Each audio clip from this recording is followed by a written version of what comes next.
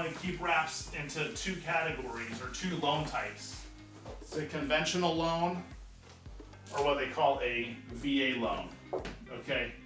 Typically, most title companies won't do a wrap on a FHA. FHA they typically stay away from. But most of the investor-friendly title companies have no problem with a conventional or a VA loan. That's not a problem. Let's say we have the same situation. We have a $100,000 house, 1,000 square feet.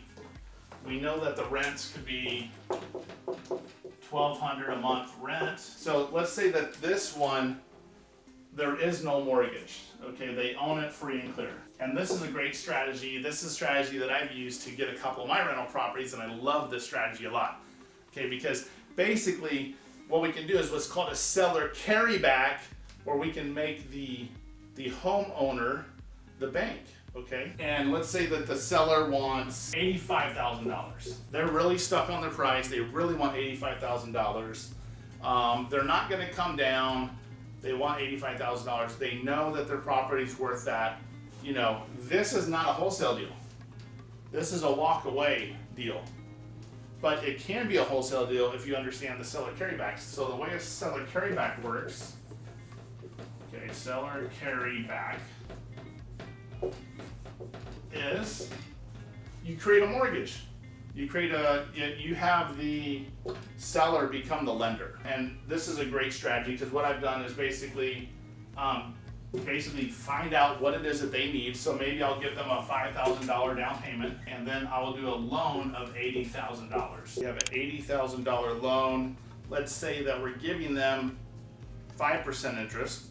It's above what the normal is, amortized or set over a 30-year period. And so now this gives us what is called a PI payment, a principal and interest payment. It's $429.46. I'm gonna round it up to $430. We'll call it $430. $430 a month. Okay, now if we're gonna add taxes and insurance, let's say taxes and insurance is, we'll call that $270. So we're talking $700 a month. So what's cool is now they're getting the payments of $430 a month on the property. You gave them the price they wanted.